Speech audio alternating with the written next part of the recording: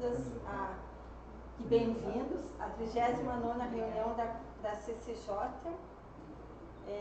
Hoje temos a presença dos nobres advogados aqui, para que também seja discutido o PL 40, né? Mas já estamos bem alinhados sobre os projetos de hoje. Então, para nós dar início, vamos pedir para a Liz, qual é o primeiro da qual? 31. O 31. Bom, vocês têm disponibilidade de ficar nos dois, ou vocês querem que discuta o 40 primeiro? Se Vossa Excelência puder discutir apenas o 40, Lívia, porque eu tenho uma reunião daqui a pouquinho. Então, por favor. Então, vamos para o 40, tá, Liz, por favor? Projeto de Lei número 040/2022 do Poder Executivo. Institui o Fundo Municipal dos Direitos da Mulher e dá outras providências. Quer a palavra, doutor? Sim, na realidade nós temos ali alguns dispositivos que, salvo o melhor juízo, não passariam incólumes diante da nova emenda constitucional 109, né, em relação à vinculação orçamentária do fundo. Aí eu não tenho aqui o PL em mãos, até para poder apontar quais são esses dispositivos. Mas o que eu tenho aqui é o seguinte, caracteriza-se como fundo especial e se constitui de unidades orçamentárias e gestoras. Aqui nós temos um problema, porque não pode ser por unidade orçamentária, né, nos termos do artigo 167, inciso 14 da Constituição da República. Na forma da Lei 4320 de 64, cabendo o gerenciamento ao órgão gestor da política pública de assistência social, no caso aqui em relação à defesa social, né? Então, na realidade, aqui nós temos um vício de inconstitucionalidade em relação à emenda constitucional 109. Também ali, quando diz, não sei se é o parágrafo 8º agora, os recursos previstos no orçamento para a política de direitos da mulher devem ser alocados e executados no respectivo fundo. Este é mais um dispositivo com problema, porque na verdade nós não podemos aqui vincular o orçamento da administração pública à consecução do fundo. Logo, nós entendemos que esses dois dispositivos aqui, eles padecem desse vício de inconstitucionalidade. Doutor, na verdade, assim, o doutor foi muito preciso nas observações, mas para fazer o resumo, não dá para passar a lei inteira constitucional, não dá para tentar salvar uma vírgula. Por quê? A Constituição é muito clara na emenda constitucional 109, é proibida a criação de fundos. Não tem como, assim, se a gente deixar passar esse tipo de projeto, e com dor no coração, inclusive, porque eu acredito nesse tipo de política, é louvável, mas infelizmente por conjecturas políticas que são maiores do que nós, porque essa emenda vincula os 3 entes da Federação, União, Estado e Município, não pode criar mais fundo. Tem uma discussão se o fundo da educação, se o fundo de apoio ao trabalhador continua fora disso, mas de resto, outros fundos não pode ser criado, por mais nobre que seja o seu propósito, que é o caso aqui de políticas de apoio, enfim, né, aos direitos da mulher. Então, infelizmente, o doutor, né, não tem como essa lei, ela inteira é inconstitucional por conflito com a lei com a emenda constitucional 109 de 2021. Então, que alterou o dispositivo da Constituição e é expresso. Não é possível a criação de qualquer novo fundo. Ponto. Ok, eu apenas ouso divergir aqui do entendimento de Vossa Excelência, doutora, no que diz respeito à criação de qualquer fundo. Esta era a redação original do projeto de emenda constitucional, né? A intenção do legislador, à época, né, do Constituinte derivado, quando da propositura desse projeto, na realidade tinha como redação originária a proibição, a criação de quaisquer fundos, né? Mas houve uma desnaturação dessa ideia com a tramitação ali do processo legislativo e nós então passamos a vedar apenas a criação de fundos públicos quando seus objetivos puderem ser alcançados por políticas públicas de receitas orçamentárias próprias.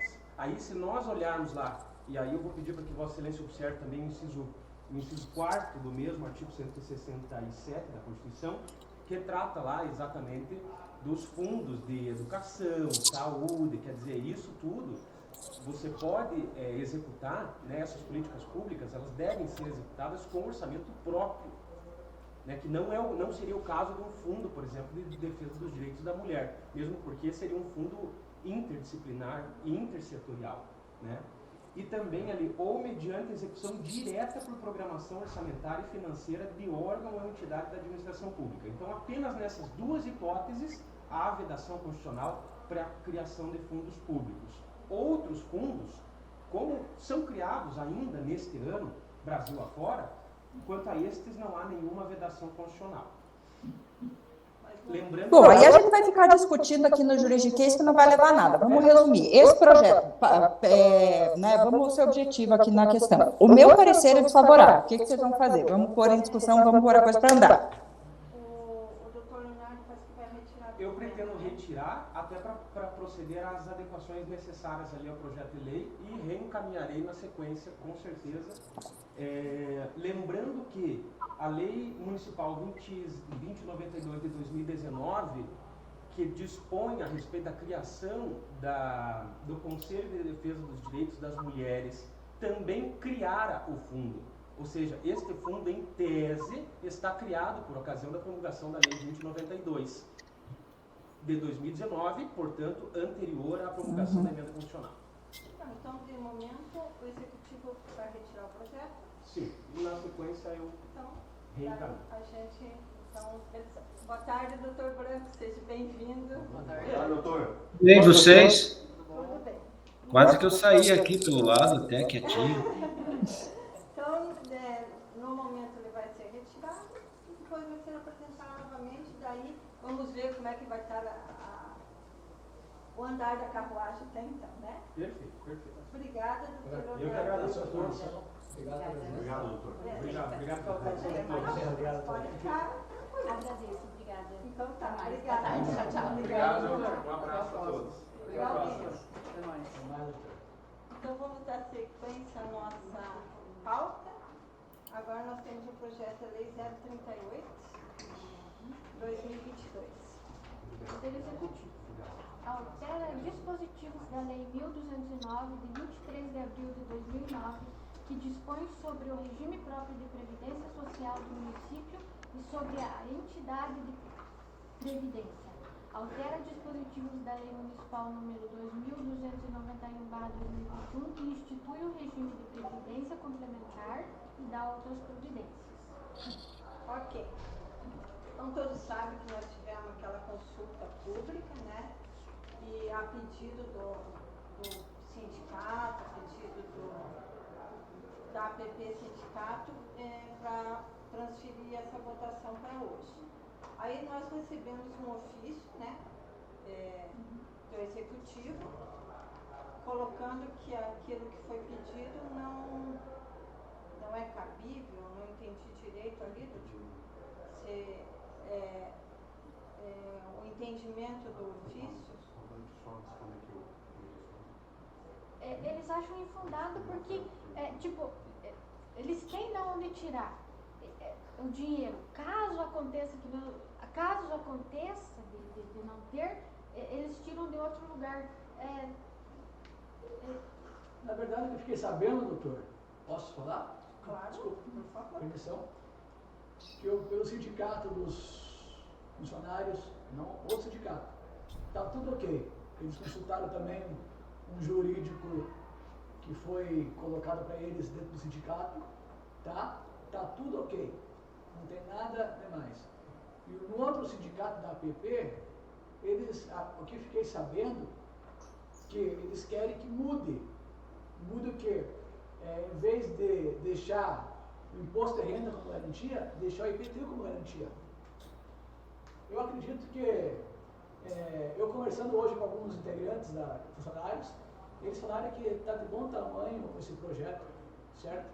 Que eles temiam uma coisa, mas não é aquilo que eles temiam, entendeu? E que por eles foi sacramentado na audiência pública a conversa com eles.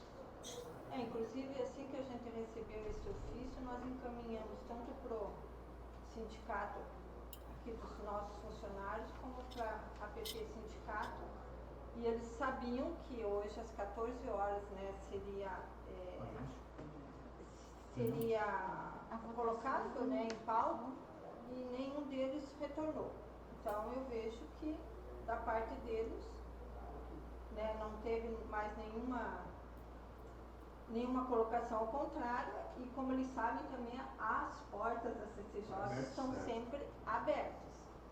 Então aqui, parecer jurídico. Eu ainda tenho as minhas dúvidas com relação à segunda parte do projeto, que ele fala da alíquota da Previdência Complementar, enfim, ele traz ali um mecanismo da Previdência Complementar dos servidores públicos, né? Inclusive nas nossas reuniões anteriores, foi comentado, se eu não me engano, por um dos representantes do sindicato, que colocou o artigo 22, né, da Lei 2291, que coloca o Comitê Técnico do Regime de Previdência Complementar, que será formado, enfim, e consultado sempre que tiver uma matéria relativa à legislação aplicável à Previdência Complementar. O sindicato nos trouxe que esse comitê não foi instaurado. Ele não... Na consulta pública eles fizeram esse mesmo questionamento, né?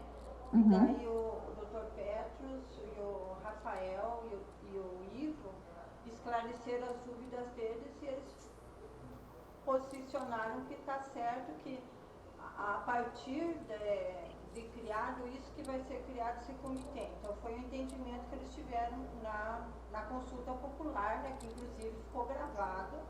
Então nessa parte eu vejo que, embora, né, nós tenhamos as dúvidas, mas se eles chegaram num entendimento que está ok. Bom. Doutor Branco? Na verdade, eu acho que a Amanda ela é até boazinha. Ela falou que ela só não entendeu uma parte. Eu acho ótimo isso. Eu acho que é uma lei complexa, muito complexa, porque eu não vejo firmeza nenhuma nesses cálculos aí. A questão mais que eu digo é que aqui não cabe a gente de repente ficar discutindo esses números que vêm da prefeitura, porque a gente tem que ver a questão de constitucionalidade.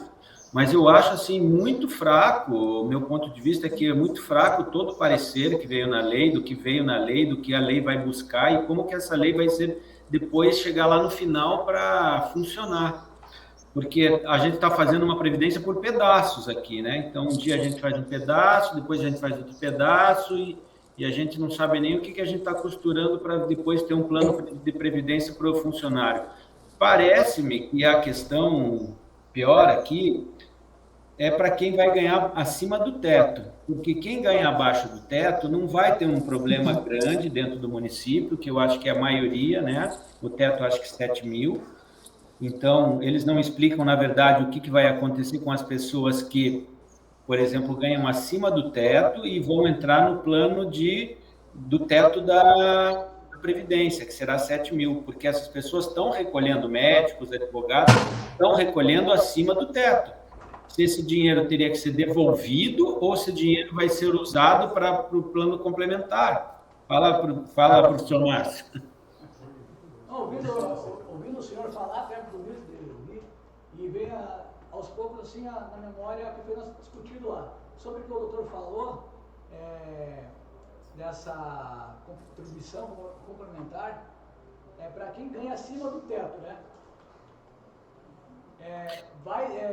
Não vai ser obrigatório contribuir, mas se quiser contribuir, pode contribuir até 8%, que foi explicado. Verdade. Só que a minha preocupação é que quem entrou depois de 2002 e está contribuindo integralmente. Então, de 2002, por exemplo, até 2022, quem entrou e ganha acima do teto está contribuindo para uma aposentadoria integral, só que não vai ter aposentadoria integral porque vai pegar o teto. A gente sabe que mudou a lei, né, doutor? Da Previdência, né? Sim. Daí explicando para nós que, no caso, a pessoa que quiser, quem ganha acima do teto é advogado, médico, vamos dizer assim, contador, que ganha acima do teto. Eu acredito que, dependendo, acho que o que é mais que passa o teto são essas categorias. Daí, Sim. quem quiser contribuir com 4%, ele paga 2% e a prefeitura entra com 2%. Daí foi feita a pergunta, da onde que vem esse dinheiro? Esse dinheiro, se for um médico, vai sair da saúde. Se for de funcionário ligado à administração, vai sair da administração. Se for funcionário ligado à educação, vai sair da educação. Isso que foi passado para nós, vereadores, certo? E segundo, o que está em tese aí é a questão dessa alíquota de 0,5%, que a prefeitura vai contribuir, que é o patronal, que a prefeitura está, a partir de 2000, assumindo, né, essa dívida em 2024. Essa que é a mãe da lei, né, 2024, porque eles não querem que entre no índice, doutor. E outra contribuição, o setor financeiro dos funcionários lá, já está em déficit, porque tem mais aposentados que ativos, segundo eles. E é verdade mesmo. Então eles estão passando um pouco dessas pessoas para o previdenciário, que deu superávit, e segundo informações que nós tivemos, que até 2057 vai ter mais de 100 milhões, né, vereador? Foi o que eles falaram, né? Isso baseado em LOA, na LDO, futuros aí. Eu entendi isso também, Márcio, mas a questão é o seguinte, nós temos várias pessoas que estão em transição aí, que são depois de 2002, que, por exemplo, quem hoje contribui para o teto, quem contribui para o teto e não está no integral, que é anterior de 2002, porque quem está desde 2002 para cá, contribui com o teto e vai receber o integral, mas a partir de quem é depois dessas datas aí, não mais. Só que está contribuindo para receber o valor integral e vai receber o teto. Então, o que a gente vê aí? Que tem pessoas que estão pagando por uma coisa que não vão receber. Há um enriquecimento sem causa aí do fundo. Não sei se você entendeu. Por exemplo, uma pessoa ganha 10 mil, se for se aposentar integralmente, vai receber 10 mil. Só que ela vai receber o teto, que são 7. Só que ela contribuiu para receber 10. Então, tem um erro de cálculo que não está sendo analisado, porque a Previdência vai ter que devolver dinheiro para as pessoas se ela quiser pagar pelo teto. A pessoa até pode optar pelo complementar, só que ela pode ter ficado 20 anos de vida contribuindo para receber o valor integral. Doutor, nesse caso, a Previdência nova do Brasil foi em 2019, né? Sim, mas quem a partir entrar das leis, daí a gente não tem problema, porque já vai contribuir com o teto. Só quero saber que me esclareça. A partir de 2019 que vale a lei para todos, é isso?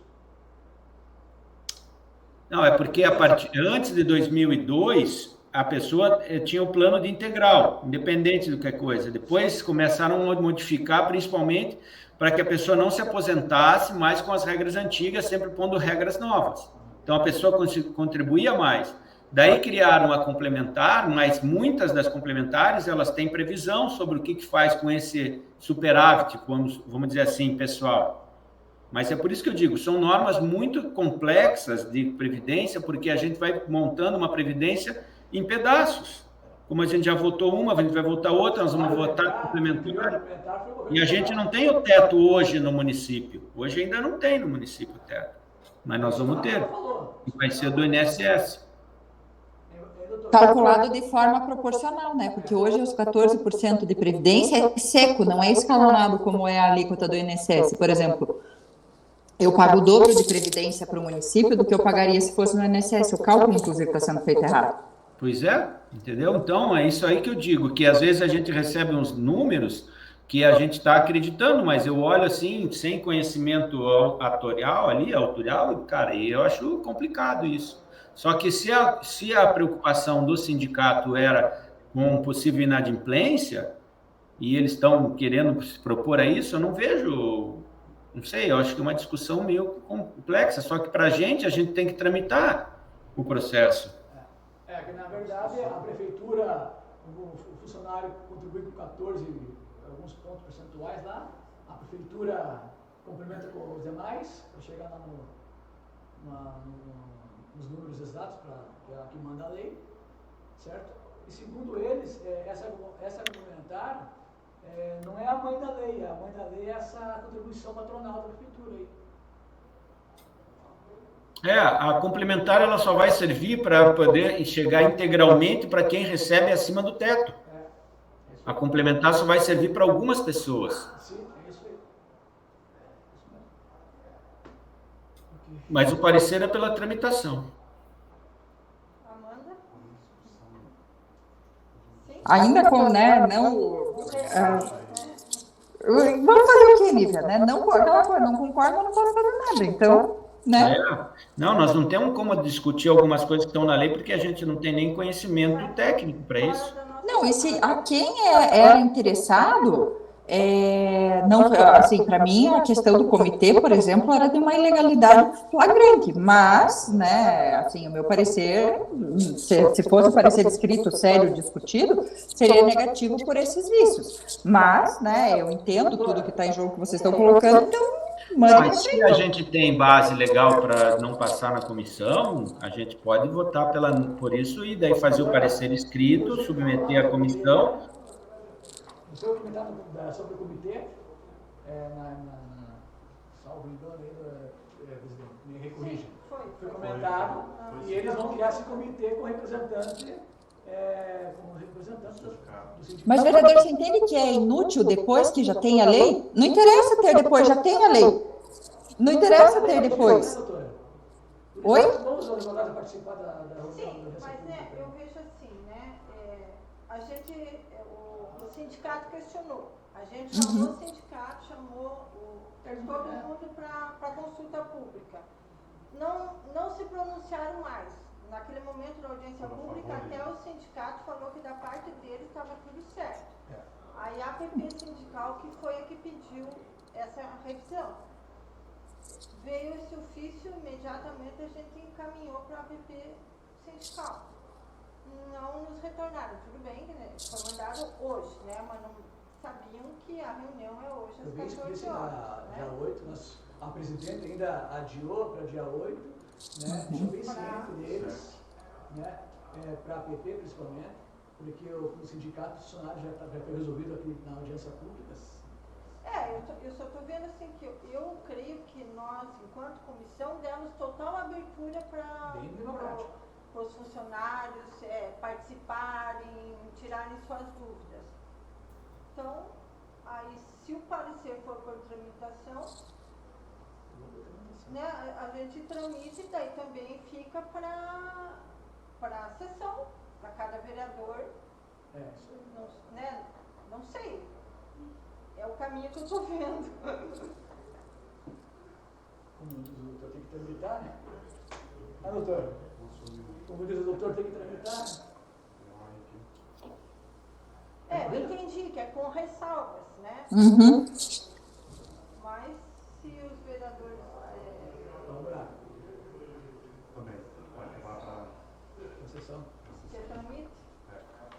Então... vamos dividir aí as responsabilidades, né? E assim, na questão dos funcionários, eu acho que a gente nunca deu uma abertura dessa, né? Para ser discutido, né? Então, se o sindicato vier a se pronunciar para a tramitação? Certo. Tramitação. Ok. Então vamos para o projeto da lei número 129 de 2022. Do vereador José Fernando Diniz. Declara de utilidade pública municipal a Associação Amigos Pescadores de Matinhos, AMP, e dá outras providências. Então, a dúvida desse projeto de lei era o estatuto que veio, né? E o parágrafo foi alterado. Isso, certo? Mas, Nívia, sabe o que eu estava olhando nessa lei aí? Eu vi que essa lei aí ela é uma lei praticamente para atingir, não atinge a comunidade de Matinhos, é uma lei, é uma declaração de utilidade pública, na verdade, sem utilidade pública mesmo, porque ela, embora ela não tenha cunho privado, ela não tenha para ganhar dinheiro, como é que a gente fala? Serviços educativos? Ela não tem fim. Mas nós temos aquela lei, a 237, que diz sobre as normas de declaração de utilidade pública. E a gente diz que ela tem que tem que servir desinteressadamente à coletividade. Mas eu não entendo que essa associação seja isso. Eu dei uma olhada no estatuto dela, tudo, e eu vejo que é uma associação de pessoas ali, pescadores e tal. Achei bastante estranho ela estar tramitando até com esse pedido. Não sei se vocês estão olhando do jeito que eu estou olhando isso. Que eu vejo que porque assim, ela tem direito daí por a isenção de PTU, mas por que uma pessoa jurídica de direito privado que não presta serviços à comunidade vai ter direito à isenção de PTU, por exemplo, né? Um exemplo. Eu vejo que inclusive, deixa eu ver aqui onde está a lei, é 237 de 89. As civis, associações constituídas, exercem suas atividades que visam exclusivamente servindo desinteressadamente a coletividade. Quando eu entendo coletividade, eu entendo toda a coletividade, não uma parcela da coletividade, que não se declarar de utilidade públicas, que não tenham um exercício. Eu acho que essa lei, eu acho que o estatuto dele não mostra isso para a gente. Deixa eu ver onde está o estatuto aqui, voltar. No 1.3. Associação, também designada de APM, ela não tem fins lucrativos, é sociedade civil, financeira, autônoma, no estado do Paraná, tal. Tem finalidade de representar, organizar, unir, prestar apoio, orientar a categoria dos pescadores artesanais e demais trabalhadores atuantes na atividade de pesca e amigos, em defesa dos seus direitos e interesses para discussão e solução dos seus problemas, visando melhor condição de vida e trabalho da categoria. Quer dizer, isso aqui não tem nenhum cunho que seja da comunidade. Não estou dizendo que eles não fazem parte, tem uma coisa importante que a pesca é em matinhos, né? Tem uma colônia de pescadores e tal, todo mundo sabe isso. Mas, nos termos da lei, não vejo que isso aqui tenha utilidade pública, no sentido de coletividade do povo de Matinhos inteiro, né? A gente já discutiu isso, às vezes, lá atrás, há muitos anos atrás, sobre que foi pedido de utilidade pública a associação do Ministério Público, que tinha lá na praia, que eles iam prestar um serviço à comunidade, alguma coisa assim, que depois acho que deu uma polêmica gigante até, não sei como é que está isso hoje, mas isso faz muitos anos. Então, eu não sei, aqui eu vejo aqui, ó, quem são os amigos? Aqueles que prestarem serviço de apoio, assessoria técnica, recursos financeiros, outras ações em benefício da APM, poderão pagar contribuição de forma espontânea, contribuintes que se associarem, fundadores. Eu não vejo cunho da comunidade nisso aqui, no meu voto é pela não tramitação disso aqui. Nós estamos com data ainda limite ou temos folha? 129 que já está... Oi?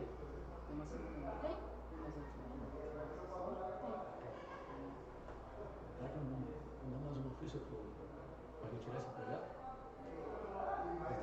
O que você acha? Bom, se é um parecer jurídico é desfavorável. Não, eu não sei se vocês entenderam o meu ponto de vista, né? Entendi. Vamos dizer assim, uma utilidade pública que não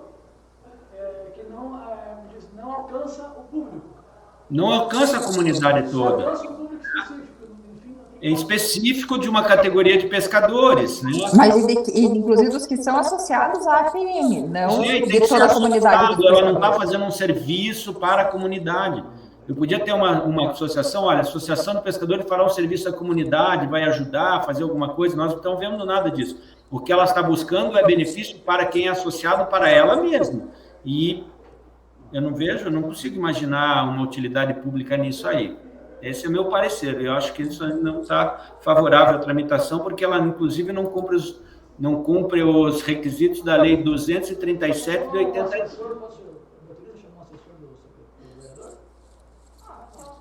Mas como nós estamos dentro do prazo também, não sei, porque